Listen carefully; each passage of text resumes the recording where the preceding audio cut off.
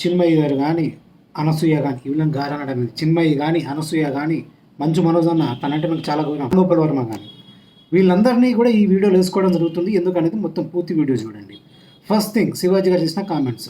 శివాజీ గారు చెప్పిన విషయాలు చాలా మంచివి. ఎందుకని చెప్పేసి అంటే, ఎవరైనా సరే ఇప్పుడు ఆయన సినిమా హ్యాంగ్ ఓవర్లో ఉన్నాడు, ఆ కోర్టు సినిమాలు జంజి యువతకు ఆ డ్రెస్సింగ్ నుంచి పీకే క్లాస్, ఇక్కడ బయట కూడా పీకాడు, పెద్ద తేడా ఏం లేదు. కాకపోతే సామాన్లు ఉండాలి అనే ఒక డైలాగ్ని ఇక్కడ వాడినట్టుగా అనిపించింది అనమాట. సామాన్లు కనబడేలా డ్రెస్ వేసుకోవద్దు అనే భాష ఖచ్చితంగా తప్పు. దాంతోపాటు దొరికిన ఇంకొక భూత పదం అనేది ఖచ్చితంగా క్షమించడానికి తప్పు. ఇంటెన్షన్ ఎంత మంచిదైనా సరే, ఇంటెన్షన్ మంచిదని చెప్పేసి బూత్ సినిమా తీస్తే ఒప్పుకోరు కదా.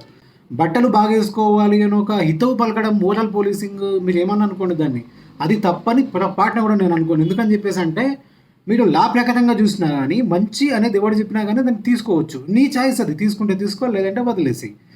ఏది తప్పు అవుతుంది అని చెప్పేసి అంటే ఈవి టీజింగ్ కానీ, బ్యాడ్గా కామెంట్ చేయడం కానీ. ఇప్పుడు మన వర్మ గారు, రాంగోపాల్ వర్మ ఎప్పుడు చెప్తూనే ఉంటాడు, ఆడవాళ్ళని కామెంట్ చేస్తూనే ఉంటాడు. ఏమని, నాకు వాళ్ళ థైస్ దగ్గర నుంచి ఐస్ వరకు అన్నీ ఇష్టమే, అసలు నాకు ఇష్టం లేనిదంటూ ఏమీ లేదని చెప్పేసి ఆయన ఓపెన్గా చెప్పేస్తూ ఉంటాడు. ఇంకా వాటిని అంగంగా వర్ణన అనేది ఇక్కడ అనవసరం. అప్పుడు ఈ సోకాల్డ్ అనసూయకు కానీ, చిన్మయికి కానీ ఎలాంటి అభ్యంతరం కూడా ఉండదు. అరే అతను మిమ్మల్ని అంటే ఒక ఆడదానే అంగాన్ని వర్ణిస్తున్నప్పుడు మీకు ఎలాంటి అభ్యంతరం కూడా ఉండదు. మీకు కావాల్సింది కూడా అదేనా. అనసూయ స్విమ్మింగ్ పూల్లో పోయి మొగంతో మొత్తం ఫోటోలు పెడతా ఉంటుంది. ఏమన్నా అంటే ఇది నా వ్యక్తిగతం, ఇది నా ప్రైవేట్ మ్యాటర్ అని చెప్పేసి అంటుంది. ప్రైవేట్ మ్యాటర్ అయితే ప్రైవేట్లో పెట్టుకో పిక్స్. నువ్వు ఎంజాయ్ చేస్తున్నట్టు మాకెందుకు చూపిస్తున్నావు, పబ్లిక్ ఎందుకు చూపిస్తున్నావు? అంటే రెచ్చగొడుతున్నావా? మిడిల్ క్లాస్ ఆడవాళ్ళని రెచ్చగొడుతున్నట్ట. దాన్ని ఎలా తీసుకోవాలి మేము? అండ్ ఇంకోటి, నువ్వు బట్టలు ఇప్పాలి, ఆడవాళ్ళు ఇష్టం వచ్చినట్టు బట్టలు ఇప్పాలి, పచ్చి బుద్ధులు మాట్లాడేసి స్త్రీ స్వేచ్ఛ గురించి నువ్వు మాట్లాడుతూ ఉంటావు కదా. బట్టల గురించి మాట్లాడితే నీకు ఎక్కడలేని కోపం వస్తుంది. అంతేగాని వాళ్ళకి ఏదన్నా అనర్థం జరిగినప్పుడు నువ్వు ఎందుకు బయటకు రావు అనేది నాకు అర్థం కాదు. నువ్వు మాత్రమే కాదు, ఈమె ఈ లేడీ సెమీ సైకో ఉంది కదా, పేరు చిన్మయి, ఆ డబ్బింగ్లు ఎన్ని డబ్బింగ్లు చెప్పిందో, ఎన్ని సినిమాలకు పాటలు పాడిందో తెలియదు, కానీ పాడిందే మళ్ళీ మళ్ళీ పాడుతూ ఉంటుంది. మగజాతి అనగదొక్కుతుంది, మగవాళ్ళు కుక్కలు, మగవాళ్ళు నక్కలు, మగవాళ్ళు పీకేసిన అరటి తొక్కలు అన్నట్టుగా ఏమేమో మాట్లాడుతూ ఉంటుంది.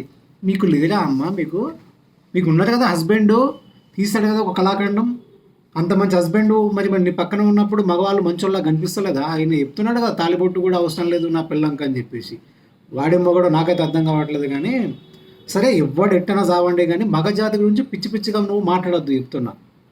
మీ నాన్నకు ఓకేనేమో నువ్వు అలా మాట్లాడడం, మీ భర్తకు ఓకేనేమో, కానీ మాకు ఓకే కాదు. మాకు కూడా రైట్స్ ఉంటాయి, మేము కూడా తీసుకోము. నీలాంటి బరువైన ఫెమినిజం భావాలు ఉన్న వాళ్ళు మాట్లాడితే పొరపాటును కూడా తీసుకోము, రిటర్న్ ఇచ్చేస్తాము. నువ్వు ఎలాగైనా తిట్టేవచ్చా మగోళ్ళని, మేము మాత్రం తిట్టకూడదా? నిన్ను తిడతాం, బరాబర్ తిడతాం. ఇప్పటి నుంచి నువ్వు చేసే ప్రతి చర్య, నువ్వు చేసే ప్రతి కామెంట్ను బలంగా ఖండిస్తూ ఉంటాం, అంతే. మంచు మనోజ్ అన్న, మీరు బాధ్యత గల వ్యక్తి, నాకు తెలుసు. మనకు బంగ్లాదేశ్లో హిందువుపై అంత కిరాతకంగా దాడి జరిగినప్పుడు మీరు స్పందించి ఉండాల్సింది. అలాగే మిగతా సెలబ్రిటీస్ అందరినీ కూడా స్పందించేలాగా చేయాలి.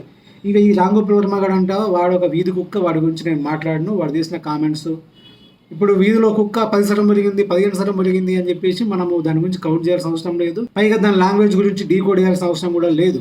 ఆయన అంటే నాకు చాలా అభిమానం. ఏది ట్విట్టర్ రాంగోపాల్ వర్మ నాకు నచ్చడు, నాకు నచ్చేది సెల్లుడాయుడు రాంగోపాల్ వర్మ. ఆ రాంగోపాల్ వర్మ నేను ఇష్టపడతాను. ఈ ట్విట్టర్, సోషల్ మీడియా, ఈ రాంగోపాల్ వర్మ అంటే నాకు పరమ అసహ్యం. సెలబ్రిటీలు మీరు కూడా బాధ్యతగా ఉండండి. హిందువే కాదు, ముస్లిమే కాదు, ఎవరికి ఏ ఆపద వచ్చినా సరే మీరు దగ్గర నుండి సహాయం చేసేవాళ్ళు కొంతమంది ఉన్నారు. అలాగే స్పందించాలి, ఇలాగే స్పందించాలి.